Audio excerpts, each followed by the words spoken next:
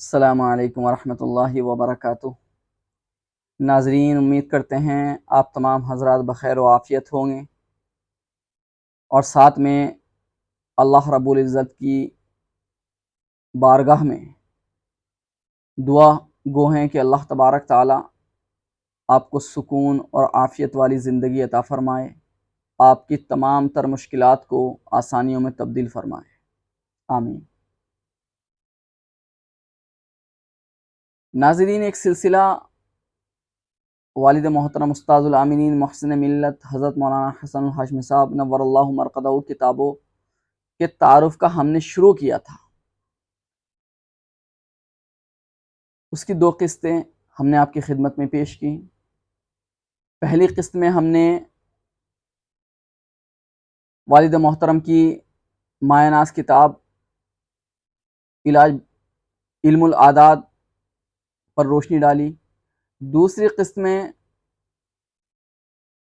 علاج بالقرآن کا تعارف ہم نے آپ کی خدمت میں پیش کیا۔ آج ارادہ تو کسی اور کتاب کے تعارف کو پیش کرنے کا تھا، لیکن چونکہ ربیع الاول کا آغاز ہو چکا ہے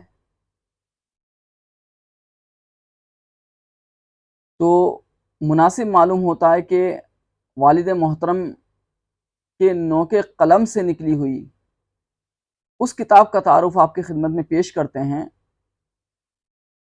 جس کا تعلق سرکار دو عالم صلی اللہ علیہ وسلم کی سیرت مبارکہ سے۔ جی ہاں دوستو،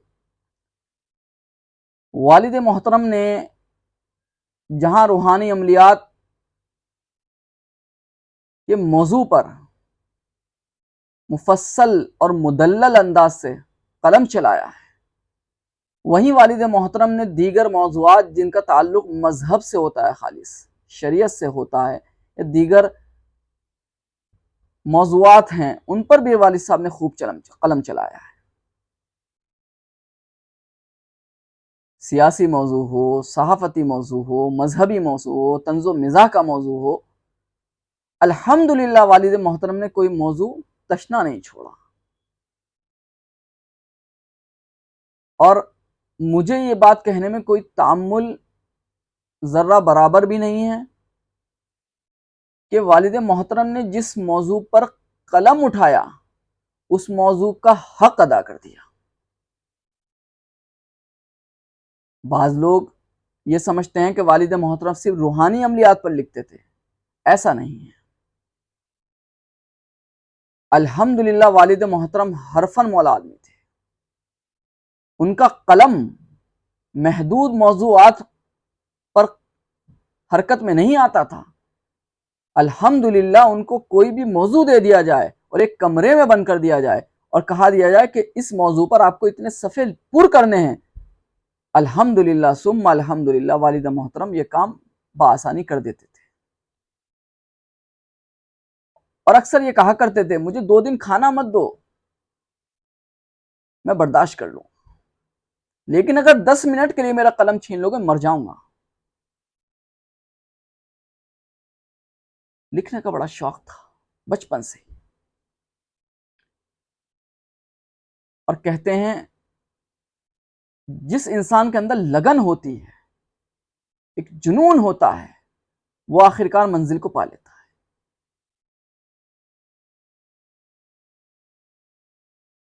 در حقیقت یہ سلسلہ کہاں سے شروع ہوا اس کی ہم تھوڑی سی وضاحت کر دیتے ہیں، پھر اصل موضوع کی طرف آئیں گے۔ دیکھیے، والد محترم کے جو سسر تھے، شہنشاہ قلم، مدبر اسلام، حضرت مولانا عامر عثمانی صاحب رحمۃ اللہ علیہ، کون نہیں جانتا ہوں، ایسا قلم کار دیون نے آج تک پیدا نہیں کیا مولانا عامر عثمانی جیسا۔ بہرحال ایک مرتبہ والد مولانا عامر عثمانی صاحب جو میرے نانا جان تھے نے والد محترم سے کسی عبارت کا ترجمہ کرایا، عربی عبارت کا، کہ بیٹا اس کو اردو میں ترجمہ کر دو اس کا۔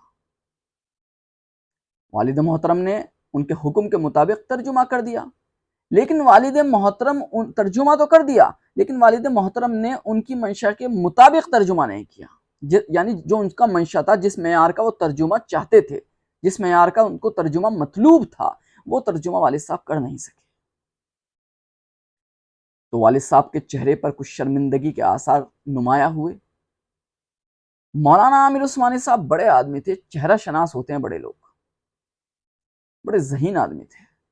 انہوں نے چہرہ پڑھ لیا، انہوں نے کہا بیٹا شرمندہ ہونے کی ضرورت نہیں ہے، انسان صلاحیت سے نہیں لگن سے بنتا ہے۔ بڑے لوگ تو ایک سطر میں، ایک جملے میں سامنے والے کی پوری تربیت کر دیتے ہیں، بشرطے کہ سامنے والا اسے اخذ کرنے والا ہونا چاہیے، سامنے والے کے اندر اخذ کرنے کی صلاحیت ہونی چاہیے۔ الحمدللہ والد محترم نے ان کے اس جملے پر ساری زندگی عمل کیا، دل و دماغ میں بسا لیا اس جملے کو۔ الحمدللہ اسی لگن نے، اسی جملے پر عمل جو کیا کہ لگن ہی سے سب کچھ انسان بنتا ہے، والد محترم کو جو ایک یتیم بچہ تھا وہ در یتیم بن گیا۔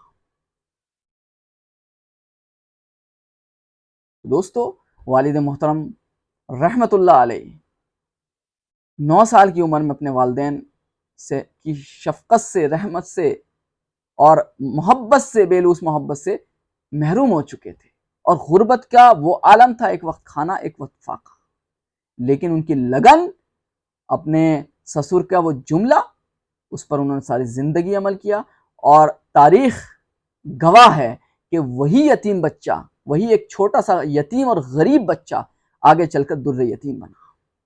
آج اس کی کتابوں سے، اس یتیم بچے کی کتابوں سے، لکھی ہوئی کتابوں سے، اس کے اعمال سے، اس کی تحریروں سے ایک دنیا کا بہت بڑا حلقہ مستفید ہو رہا ہے، اور انشاءاللہ صبح قیامت تک ہوتا رہے گا۔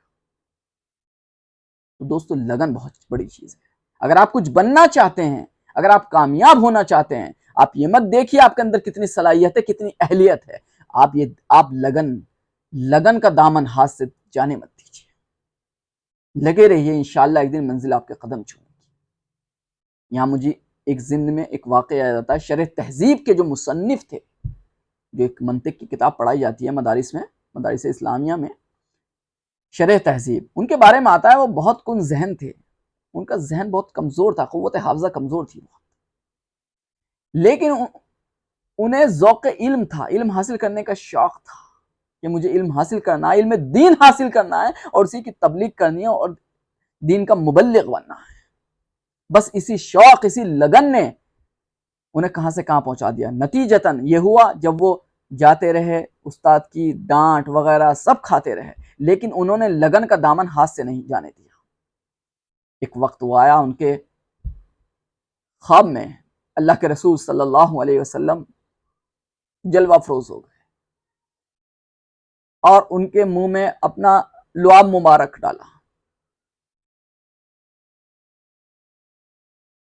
اور وہی بچہ جس کا حافظہ انتہا درجہ کمزور تھا، اس نے شرح تہذیب جیسی کتاب لکھ ڈالی، منطق کی، جو ہزاروں سالوں سے پڑھائی جا رہی ہے، لوگوں کے مطالعے میں ہے، نصاب میں داخل ہے۔ بہرحال دوستو لگن بہت بڑی چیز ہے۔ اگر آپ کچھ بننا چاہتے ہیں، کچھ کامیاب بننا چاہتے ہیں، وہ کوئی سی بھی فیلڈ ہو، انجینئرنگ کی ہو، وکالت کی ہو، ڈاکٹر کی ہو، عملیات کی ہو، دین کی ہو، مذہب کی ہو، سیاست کی ہو، کوئی بھی لائن ہو، اگر آپ کے اندر لگن ہے تو انشاءاللہ ایک دن آپ کے منزل آپ کے قدم چھوئے گی۔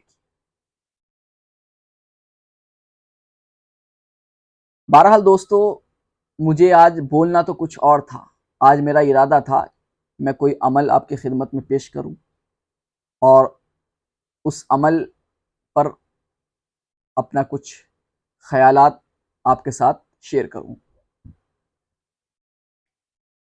لیکن پھر خیال آیا ربیع الاول چل رہا ہے۔ دوستو ربیع الاول اگر دیکھا جائے ایک امتیازی وصف کا حامل مہینہ ہے، یعنی ایک ایسا وصف سے متصف ہے یہ مہینہ جو دیگر 11 مہینوں میں وہ وصف نہیں پایا جاتا۔ وہ امتیازی وصف کیا ہے؟ وہ امتیازی وصف یہ ہے کہ اس مہینے کا تعلق اس مقدس ذات کی آمد سے ہے اور رخصت سے ہے، آمد سے بھی ہے اور رخصت سے بھی ہے، کہ جس کے لیے کائنات کی تخلیق ہوئی ہے، یعنی سرکار دو عالم صلی اللہ علیہ وسلم، کہ یہی وہ مہینہ ہے ربیع الاول کہ جس میں نبی کریم صلی اللہ علیہ وسلم اس دنیا میں تشریف بھی لائے تھے اور اس دنیا سے پردہ بھی اسی مہینے میں فرمایا تھا، یعنی اسی مہینے میں آپ علیہ الصلوۃ والسلام کا وصال بھی ہوا تھا۔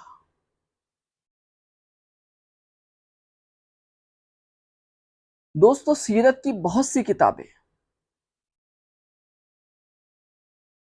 مارکیٹ میں دستیاب ہیں،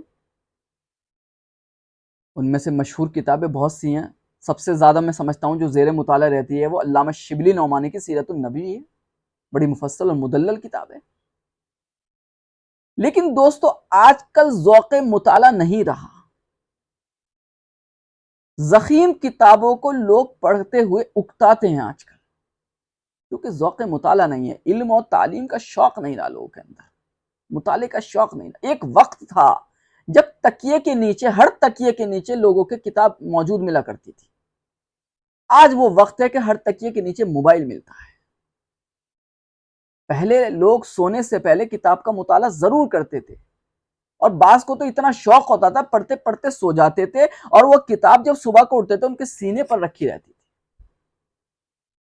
وہ الگ بات ہے، سب کا الگ الگ ذوق ہوتا تھا، کسی کو شاعری کی کتابوں کو پڑھنے کا شوق ہوتا تھا، کسی کو افسانے ناول وغیرہ کا شوق ہوتا تھا، کسی کو دینی مذہبی کتابیں پڑھنے کا شوق ہوتا تھا، کسی کو سیاسی کتابیں پڑھنے کا شوق ہوتا تھا، لیکن سب کو مطالعے کا شوق سب کو ہوتا تھا۔ وہ شوق ختم ہو گیا۔ شاید اسی بات کو پیش نظر رکھتے ہوئے والد محترم نے ایک سیرت پر مشتمل ایک کتاب لکھی تھی، سیرت رسول کی انوکھی کتاب۔ اس کتاب کا نام والد محترم نے انوکھی اس لیے رکھا کہ یہ چند صفحات پر مشتمل ہے، 40-42 صفحات پر مشتمل ہے، لیکن اس مختصر کتاب میں والد محترم نے وہ تمام سیرت کے ان پہلوؤں کا احاطہ کر دیا جو بڑی بڑی کتابوں میں موجود ہیں۔ یعنی اس کتاب سے انشاءاللہ استفادہ کرنے کے بعد آپ بہت سی کتابوں سے بے نیاز بھی ہو سکتے ہیں، اور بہت کم وقت میں اللہ کے رسول سیرت صلی اللہ علیہ وسلم کی سیرت آپ کے سامنے دو اور دو چار کی طرح سامنے آ سکتی ہے کہ اللہ کے رسول کیا تھے، اللہ کے رسول کیسے تھے، اللہ کے رسول کی سیرت کے کیا کیا جو ابواب تھے وہ سارے کے سارے آپ پر کھل جائیں گے۔ بہت مختصر ہے، لیکن مختصر ہونے کے باوجود وہ سیرت کے تمام پہلوؤں کا احاطہ کرے ہوئے ہے، اسی لیے اس کتاب کا نام والد محترم نے سیرت رسول کی انوکھی کتاب رکھا۔ دیکھیے، سیرت رسول کا جب موضوع چھڑ گیا تو دل تقاضا کرتا ہے اندر سے کہ اللہ کے رسول کے بارے میں کچھ کہا جائے، حالانکہ میری زبان اس قابل نہیں ہے، نہ میری زبان سے نکلے ہوئے الفاظ ان کی شایان شان ہے میں کچھ کہہ سکوں۔ میں بہت گنہگار انسان ہوں، کہتے ہوئے بھی ڈر لگتا ہے کچھ، کہاں میں کہاں وہ، لیکن ایک دل کے تقاضا ہے جو اندر سے اس وقت آ رہا ہے کہ ربیع الاول کا مہینہ چل رہا ہے، اور ابھی حال ہی میں اللہ کے رسول صلی اللہ علیہ وسلم کی شان میں گستاخی بھی ہوئی، کچھ بولے بغیر اس وقت رہا بھی نہیں جائے گا۔ ابھی میرا بیان بھی آیا تھا تمام اخبارات میں سیرت رسول کے موضوع پر ہی، تو کتاب کا تعارف تو تقریباً میں نے پیش کر ہی دیا ہے، اگر آپ کو انشاءاللہ وہ کتاب منگانی ہوگی وہ ڈسکرپشن میں آپ کو پہلے کی طرح جیسے ہم نے کہا تھا تمام کتابوں کی تفصیل کا لنک بھیج دیا جائے گا، آپ اس پہ جیسے ہی لنک کلک کریں گے تو انشاءاللہ وہ تمام والد محترم کی جتنی کتابیں ہیں ان کی تفصیل قیمت کے ساتھ، صفحات کے ساتھ، اور پورا ٹائٹل وغیرہ سب تفصیل آپ کے پاس آ جائے گی صرف ایک کلک کر کے۔ پھر آپ کو جو جو کتابیں منگوانی ہوں گی آپ ان موجود نمبرات پر، ڈسکرپشن میں موجود نمبرات پر رابطہ کر کے ادارے سے منگا سکتے ہیں۔ بہرحال جہاں تک سیرت کا تعلق ہے، دیکھیں دوستو، زیادہ طویل ویڈیو تو نہیں بنائی جا سکتی کیونکہ بہت بڑا موضوع ہے۔ میں اس پہ اگر صرف اس سیرت رسول کے ایک پہلو پر بھی اگر میں تھوڑا سا مفصل انداز سے بولنے لگا تو اس کے لیے بھی کئی گھنٹے چاہیے، اور شاید میں بول بھی نہیں پاؤں گا، کیونکہ اللہ کے رسول کا نام ایسا ہے، میں اپنی کہتا ہوں، میں کسی کی نہیں کہتا، پتہ نہیں کچھ زبان پر آتا ہے تو پورے بدن میں کپ کپی شروع ہو جاتی ہے۔ ایک عجیب تاثیر ہے اس نام میں، محمد، لرزہ طاری ہو جاتا ہے بدن کے اندر۔ فداء امی و ابی، میرے ماں باپ قربان ہوں اللہ کے رسول پر، میری جان قربان ہو۔ دیکھیں دوستو، ربیع الاول کا مہینہ چل رہا ہے، جگہ جگہ سیرت رسول پر مبنی جلسے بھی منعقد ہو رہے ہیں، جگہ جگہ دیواروں پر، شہر شہر، گاؤں گاؤں، نگر نگر، گلی گلی، کوچے کوچے، گلیوں میں یہ اس طرح کے اشتہارات چسپاں ہیں، سیرت رسول کا جلسہ، سیرت النبی کا جلسہ، ختم تحفظ، ختم نبوت کا جلسہ، یا اسی طرح عید میلاد النبی کے جلوس نکالے جا رہے ہیں۔ میں کچھ ایک سوال کرنا چاہتا ہوں دوستو، میں نے ابھی بیان میں بھی یہ سوال کیا ہے جو میں نے اخباری بیان دیا ہے، کیا یہ سال میں چند سیرت رسول سے متعلق جلسے کر کے یا عید میلاد النبی کا جلوس نکال کے کیا عشق رسول کے تقاضے پورے ہو جاتے ہیں؟ شریعت کے جو تقاضے ہیں، اللہ کے سے رسول ہیں، اللہ کے رسول جو ہیں ان سے محبت کے جو تقاضے ہیں، کیا وہ صرف ان چند جلسوں سے پورے ہو جاتے ہیں؟ میں کسی کا نہیں کہہ سکتا، میں خود اس کا جواب دیتا ہوں، پورے نہیں ہو سکتے، قسم خدا کی پورے نہیں ہو سکتے، میں قسم کھا کر کہہ سکتا ہوں۔ عشق رسول کے تقاضے اگر پورے ہو سکتے ہیں دوستو، تو وہ صرف اور صرف اس طرح پورے ہو سکتے ہیں کہ محمد کی لائی ہوئی شریعت جو ہے، ہم اس پر مکمل طور پر عمل پیرا نہیں ہوں گے، تب تک عشق رسول کے تقاضے پورے نہیں ہوں گے، اور ہم اپنے آپ کو عاشق رسول شمار کرنے کے مستحق نہیں ہو سکتے۔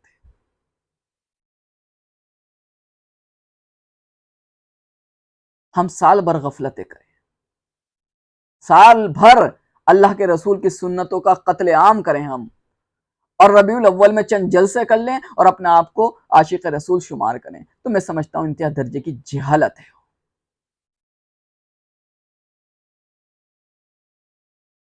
ارے عشق رسول کسے کہتے ہیں؟ صحابہ کی تاریخ پڑھی، حقیقتاً وہ عاشق رسول تھے، حقیقتاً عاشق رسول۔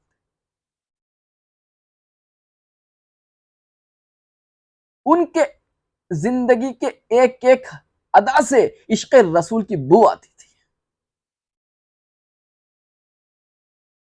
حضرت ابن عباس کو یہ پتہ چل گیا اللہ کے رسول کو لوکی پسند ہے، سالن میں سے تلاش کر کر کے کھاتے تھے، میرے رسول کو پسند ہے۔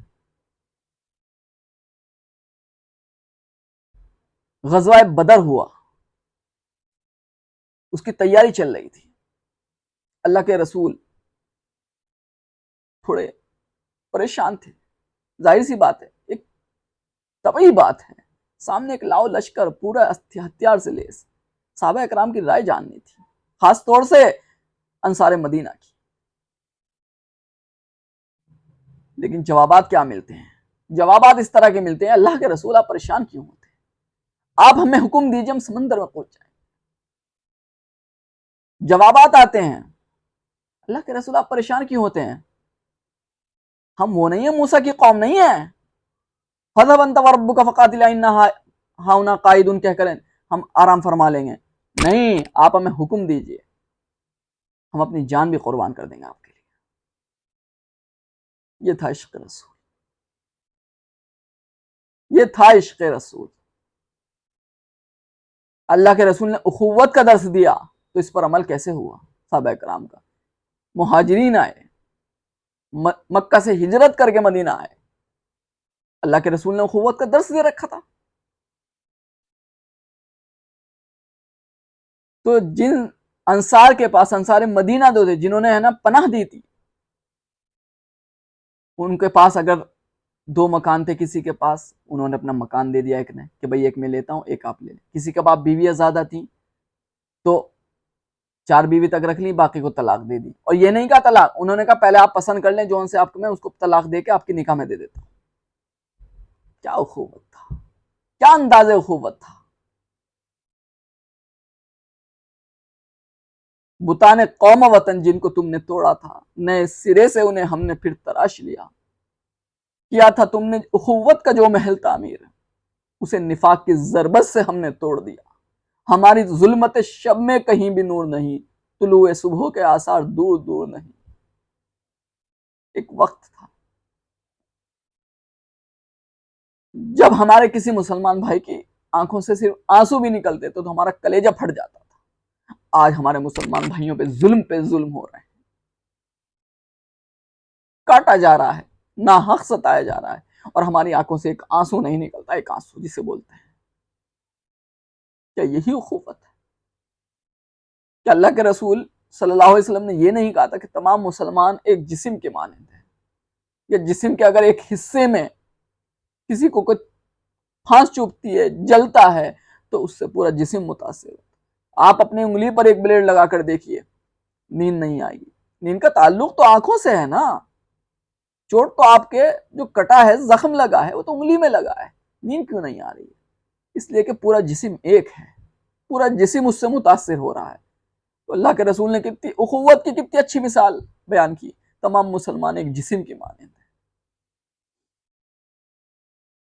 آج ہمارے مسلمان بھائیوں کے ساتھ کیا نہیں ہو رہا، اور ہم ہیں کہ اپنی عیش و عشرت کی زندگی میں ایسے مگن منہمک ہیں کہ ہمارے اوپر جونٹ تک نہیں رینگ رہی ہے۔ ظلم سے لڑنے کے حدیث میں 3 درجے بیان کیے گئے۔ سب سے پہلا درجہ، اگر آپ کے ہاتھ میں طاقت ہے تو ہاتھ سے ظلم کو روک لو، اگر وہ طاقت نہیں ہے تو زبان سے تو کہہ دو، اور اگر اتنی بھی طاقت نہیں ہے تو قسم دل میں تو محسوس کر لو۔ آج تو ہم تیسرا درجے پر بھی عمل نہیں کر رہے، پہلے درجے 2 درجے تو بہت دور کی بات ہے۔ کوئی ناحق ستایا جا رہا ہے، کسی کو بے قصور کو جیلوں میں ڈالا جا رہا ہے، کسی کو شہید کیا جا رہا ہے، ہمارا کیا بگڑ رہا ہے؟ ہمارے ہاں تو مرغے کی ٹانگیں بھی کھائی جا رہی ہیں اور بکرے کی ٹانگیں بھی توڑی جا رہی ہیں، ہمارا کیا بگڑ رہا ہے؟ جس کا بگڑ رہا ہے وہ دیکھے اپنے آپ کو۔ یہ اسلام نہیں ہے۔ اسلام تو وہ ہے جو اللہ کے رسول نے کہا تھا کہ تمام مسلمان ایک جسم کے مانند ہیں۔ خیر بہرحال دوستو، میں نے کہا تھا نا، یہ ایسا موضوع ہے، ایک بات بھی نکلے گی گھنٹوں لگ جائیں گے، میں اس موضوع پر بولتا رہوں گا، پوری رات ختم ہو جائے گی، لیکن یہ موضوع ختم نہیں ہوگا، اتنا بڑا موضوع ہے سیرت کا۔ لیکن کہنے کا جو اصل منشا ہے اس طرف آتا ہوں میں، آپ جو بات کا آج کا خلاصہ ہے میں اس طرف آؤں گا ابھی۔ آپ وہ یہ ہے کہ جو میں ابھی کہہ رہا تھا کہ سیرت رسول کے چند جلسے کر لیے، عید میلاد النبی پر مشتمل جلوس نکال لیے، کیا یہی عشق رسول ہے؟ بس ہمارا پڑوسی ہم سے خوش نہیں ہے، ہم اپنے والدین کا احترام ہم نہیں کرتے، استاد کی عزت ہم نہیں کرتے، بڑوں کی توقیر ہم نہیں کرتے، چھوٹوں سے شفقت ہم نہیں کرتے، لڑکیوں کو میراث ہم نہیں دیتے، بیوی سے پہ ظلم ہم ڈھاتے ہیں، معاملات کے اعتبار سے بالکل کنڈم ہیں ہم۔ کیا یہ سب کچھ کر کے ہم اپنے آپ کو عاشق رسول شمار کرتے ہیں؟ میں تو نہیں کر سکتا، آپ کرتے ہوں گے، آپ جانو، میں نہیں کر سکتا اپنا آپ کو عاشق رسول شمار۔ ہماری زبان پر صرف دعوائے مہر و وفا کے سوا کچھ نہیں ہے، کھوکھلے دعوے، کھوکھلے جسے بولتے ہیں۔ ہمیں تمہاری غلامی پہ فخر ہے، لیکن اللہ کے رسول کی طرف نسبت کر کے شاعری ہے مولانا عامر عثمانی صاحب کی، ہمیں تمہاری غلامی پہ فخر ہے، لیکن بھلا دیا کہ غلامی کا مدعا کیا ہے، وفا کو ایک تخیل بنا لیا ہم نے، ہمیں شعور نہیں مقصد وفا کیا ہے، طلب تصور منزل سے ہو چکی محروم، خود اپنی سمت سفر بھی ہمیں نہیں معلوم۔ ہمیں کہاں جانا ہے، ہماری منزل کہاں ہے، قرآن میں سب موجود ہے، لیکن ہم اس سے بے خبر ہو کر زندگی گزار رہے ہیں۔ یہ وہی قرآن ہے جس کو اللہ کے رسول لائے تھے، صلی اللہ علیہ وسلم لائے تھے، ہم ان کی بتائی ہوئی سنتوں پر، ان کی جو سنتیں تھیں، اور اسی طرح ان کی لائی ہوئی آیتیں جو اللہ نے ان کے توسط سے ہم تک پہنچائی ہیں، ہم ان کو نظر انداز کر کے زندگی گزار رہے ہیں، اور ہے نا چند سیرت کے جلسے کر لیے، اور اللہ کے رسول کی شان میں کسی نے کچھ کہہ دیا، سڑکوں پر ہنگامہ کر لیا، بس یہ سمجھ رہے ہیں ہم عاشق رسول بن گئے۔ دوستو نہیں، آپ اپنے آپ کو وہ اس طرح کا صاحب ایمان پیش کر کے دکھا دو جس طرح کا صاحب ایمان قرآن کریم میں جگہ جگہ موجود ہے۔ میں یقین نہیں، قسم کھا کر کہہ سکتا ہوں یہ بات، کہ پھر دنیا تمہارے دشمن تمہیں امین کہنے پر مجبور ہو جائیں گے، پھر دنیا میں انقلاب آ جائے گا۔ ہم دوسروں کو کیا کہہ دیں جن کے پاس قرآن اور حدیث کا علم نہیں ہے؟ ہم مسلمان کون سا قرآن و حدیث پر عمل کر رہے ہیں؟ نکاح کا کارڈ جو ہوتا ہے اس پر ایک عبارت لکھی ہوئی ہوتی ہے، سب لکھواتے ہیں، سب کی شادی میں ایک عبارت لکھی ہوتی ہے، النکاح من سنتی، نکاح میری سنت ہے۔ لیکن یقین کیجئے صرف کارڈ کی حد تک وہ سنت رہتی ہے، پوری شادی میں کہیں سنت نظر نہیں آتی۔ پورے نکاح میں سینکڑوں مرتبہ سنت کا قتل عام ہوتا ہے،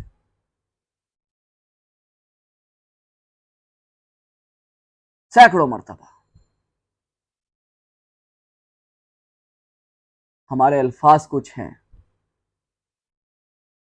اور عمل کچھ اور ہے۔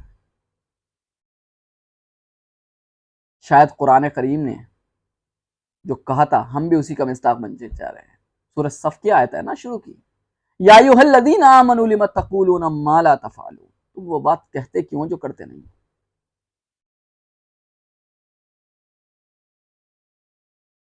دوستو جائزہ لینے کا وقت ہے۔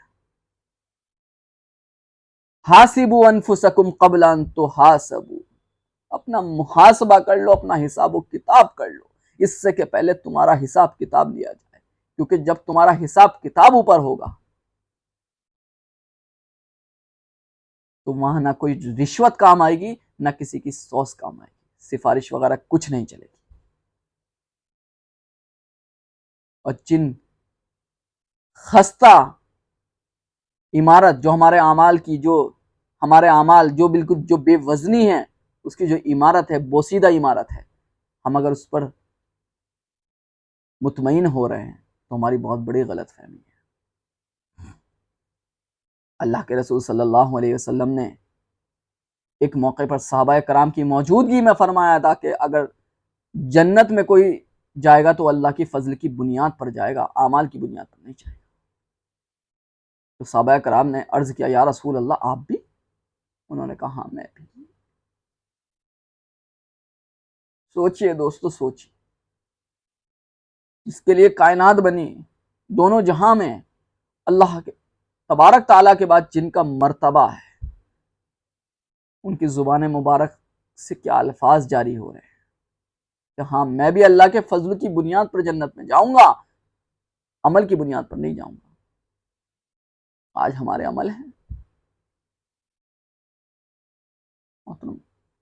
جو انسان فرض نماز ادا کرنے کے لیے، جو فری فنڈ میں کوئی خرچ نہیں ہو رہا ہے، فرض نماز ادا کرنے کے لیے 4 قدم چل کے مسجد میں نماز نہیں پڑھنے جا رہا ہے، وہ 1 لاکھ روپے خرچ کر کے نفلی عمرہ کر رہا ہے۔ نعوذ باللہ، نعوذ باللہ، نعوذ باللہ۔ اللہ کو کیا سمجھ رکھا ہے؟ ابھی مہاراشٹر میں نے ایک مریض دیکھا تھا چند دن پہلے، ایک عورت آئی، اس کے ہاتھ پر نیل پڑے ہوئے تھے، اس نے کہا مفتی صاحب میرے پورے بدن پر نیل ہے۔ میں نے کہا ہوا کیا؟ میں اس نکاح کا انعام ملا ہے مجھے جو میں نے ایجاب و قبول کے ذریعے کیا تھا۔ میں نے کہا شوہر نے آپ کو مارا اس طرح؟ انہوں نے کہا جی ہاں، اور وہ ابھی ابھی عمرہ کر کے آئے تھے، اور عمرہ کرنے کے بعد ذرا سی بات پر میرا یہ حال کیا، میرے پورے بدن پر نیل پڑ گئے۔ کہاں پہنچ گئے مسلمان؟ بے حسی کا کون سا عالم ہے آخر، یہ کون سا درجہ ہے؟ اس سے بھی بڑا کوئی درجہ ہو سکتا ہے؟ ہم اللہ کے رسول کے نام پر گلیوں میں ہنگامہ تو کر سکتے ہیں، شور تو مچا سکتے ہیں، ہائے ہلا تو کر سکتے ہیں، چیخ و پکار تو کر سکتے ہیں، اور یہ چیخ چیخ کر یہ تو کہہ سکتے ہیں ہائے ہمارے رسول کی شان میں گستاخی کر دی، ہائے ہمارے رسول کی شان میں گستاخی کر دی۔ گستاخی تو ہم بھی کر رہے ہیں، ہم کون سی کم گستاخی کر رہے ہیں؟ گستاخی میں ہم نے کون سی کسر چھوڑی ہے؟ تعجب مت ہوئیے دوستو، گستاخی مسلمان بھی کر رہے ہیں، کھل کے کر رہے ہیں، 1400 سال سے لگاتار کر رہے ہیں۔ اللہ کے رسول کی سنتوں کا قتل عام کرنا، قرآن کی آیتوں کا نظر انداز کرنا، کیا اللہ کے رسول کی شان میں گستاخی نہیں ہے؟ کیا اللہ کے رسول کی توہین نہیں ہے؟ کسی کے نزدیک توہین ہو نہ ہو، میرے نزدیک بہت بڑی توہین ہے۔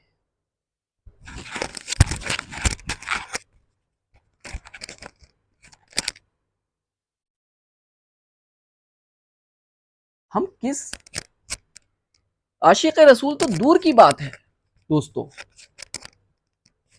ہماری بے حسی کا جو عالم ہے، اللہ سے ڈرتے ڈرتے میں یہ بات کہتا ہوں ہمارا ایمان بھی باقی رہے، یہی بہت بڑی بات ہے۔ آپ گناہوں کی ایک فہرست تیار کیجئے، بڑے بڑے گناہ، بڑے بڑے جتنے کبائر گناہ ہیں، چوری ہو، سود ہو، سٹا ہو، دل شکنی ہو، ماں باپ کی نافرمانی ہو، آپ پوری ایک فہرست تیار کر لیجئے، اب مجھے اس بات کا جواب دے دیجئے کوئی ایک ایسا گناہ آپ نے پایا جو مسلمان کے ہاتھوں سرزد نہیں ہو رہا ہے؟ ہر گناہ کا ارتکاب مسلمان کر رہا ہے، اور خود کو اپنا آپ کو عاشق رسول بتا رہا ہے، اور اللہ کے رسول کی شان میں گستاخی کر دی تو سڑکوں پہ ہائے ہلا ہو رہے ہیں۔ ان ہائے ہلا سے کے بجائے اگر ہم سیرت رسول کو اپنی زندگی کا جزو لازم بنانے، لقد کان لکم فی رسول اللہ اسوۃ حسنہ، کہ اللہ کے رسول صلی اللہ علیہ وسلم کی زندگی آپ کے لیے سب سے بہترین نمونہ حیات ہے کہ آپ کو کیسے زندگی گزارنی ہے۔ زندگی کا کوئی پہلو ایسا نہیں ہے، میں پورے دعوے کے ساتھ، پورے یقین کے ساتھ اور قسمیہ کہہ سکتا ہوں کہ جس پہلو میں اللہ کے رسول نے ہماری رہنمائی نہ کی،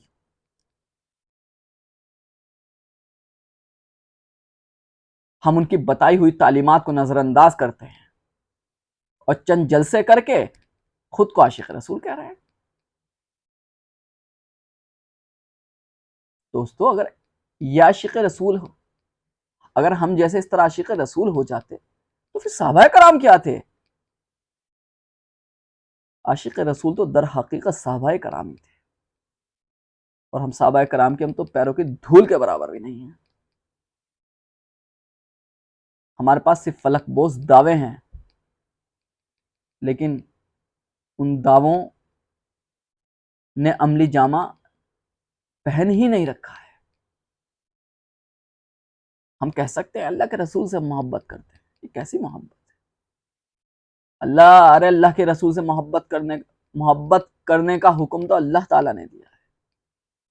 اللہ نے قل ان کنتم تحبون اللہ فاتبعونی، کہہ دو اللہ کے رسول کہہ دو اگر تم اللہ سے محبت کے دعوے دار ہو تو میری اتباع کرو۔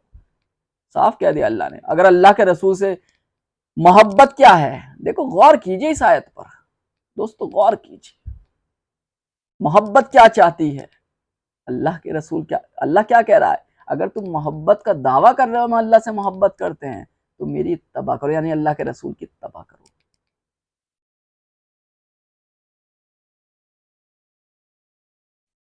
دوستو قرآن میں جگہ جگہ ہے اطیع اللہ و اطیع الرسول، اطیع اللہ و اطیع الرسول، کہ اطاعت جہاں اللہ کی ضروری ہے وہیں اللہ کے رسول کی اطاعت بھی لازم ہے۔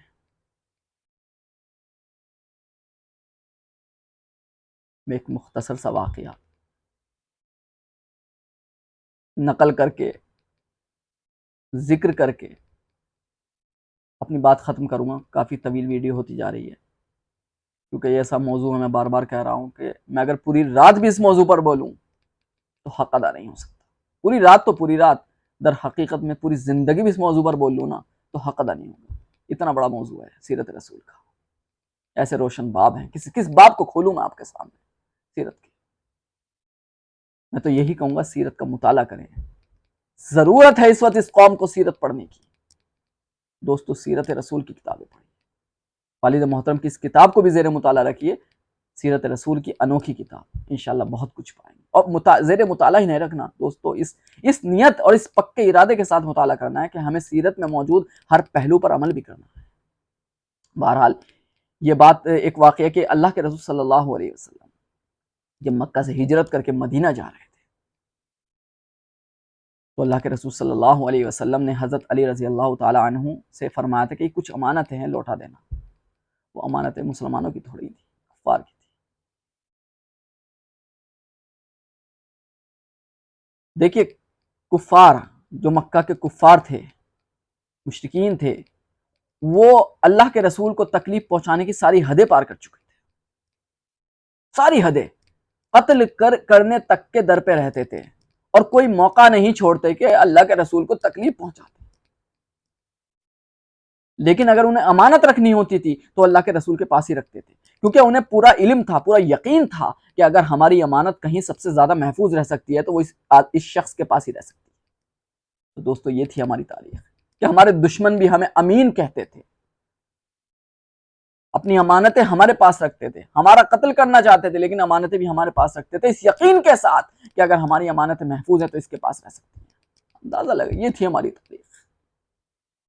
آج ہمارے رسول کی شان میں گستاخی ہو رہی ہے. ہم اتنے مجبور ہیں, اتنے لاچار ہیں, اتنے بے بس ہیں, کچھ نہیں کر پا رہے. اگر ہم کر سکتے ہیں تو اتنا ضرور کیجئے دوستو. میری آپ سے بہت مؤدبانہ تہ دل سے درخواست ہے, سیرت رسول کا کتاب کا مطالعہ کریں, سیرت رسول پر مشتمل کتابوں کا مطالعہ کریں, اور اللہ کے رسول کی جو تعلیمات ہیں, چاہے وہ سنتوں کی صورت میں ہو, چاہے قرآن کی آیتوں کی صورت میں ہو, ان کو اپنی زندگی کا جزو لازم بنا لیجئے اور ان پر مکمل طور پر عمل پیرا ہو جائیے. اسی میں ہماری عافیت ہے, دنیا بھی ہے, آخرت بھی ہے. دوستو قیامت سر پہ کھڑی ہے. ایسا نہ ہو اللہ کے رسول بھی موجود ہوں. اللہ کے رسول صلی اللہ علیہ وسلم کو اپنی امت سے بڑی محبت تھی, بہت محبت تھی. حدیث میں آتا ہے قیامت کے دن صرف عوام ہی نہیں, ہر نبی نفسی نفسی کر رہا ہوگا, صرف واحد ایک ذات ایسی ہوگی اس دن بھی وہ امتی امتی کر رہی ہوگی. اتنی محبت, اتنی سختی کا عالم, اتنی شدت کا دن, اتنے حساب و کتاب کا دن, سب کو صرف اپنی پڑی ہوگی. سورج سروں پر ہوگا, مالک یوم الدین کا فیصلہ ہی آخری فیصلہ ہوگا, کوئی کسی کو نہیں بچا سکتا. یوم یفر المرء من اخیہ وامہ وابیہ وصاحبتہ وبنیہ لکل امرئ منہم یومئذ شأن یغنیہ. باپ بیٹے سے بھاگے گا, ایک دوسرے سے لوگ بھاگیں گے, سب کو اپنی جان کی پڑی ہوگی, میرے ساتھ کیا معاملہ ہونے والا ہے, مالک یوم الدین میرے حق میں کیا فیصلہ کرنے والا ہے. لیکن اس وقت ایک ذات ہوگی, وہ اس وقت بھی اپنی نہیں اپنی امت کے بارے میں سوچ رہی ہوگی, اپنی امت کے بارے میں. اگر ہم اس محبت کا صلہ روگردانی سے, نافرمانی سے دے رہے ہیں تو دوستو ہمیں ڈوب کے مر جانا چاہیے, ڈوب کے. کوئی اتنی محبت ہم سے کرتا ہے اور ہم محبت کا صلہ ہی دے رہے ہیں, ہم وفاؤں کا صلہ جفاؤں سے دے رہے ہیں, ہم انصاف کا صلہ ظلم سے دے رہے ہیں, ہم محبت کا صلہ نفرت سے دے رہے ہیں, اور خود کو عاشق رسول کہتے ہیں, خود کو صاحب ایمان کہتے ہیں. اللہ سے بس دعا ہی کر کے اپنی بات ختم کر رہا ہوں, اور کچھ کہنے کی سکت نہیں ہے. میں کہہ چکا ابتدا میں کہ اللہ کے رسول کا نام ایسا ہے, میں کسی کی نہیں جانتا, میرے پورے بدن میں کب کبھی تاریخ ہو جاتی ہے جب اللہ کے رسول کا نام اس گندی زبان پر آتا ہے.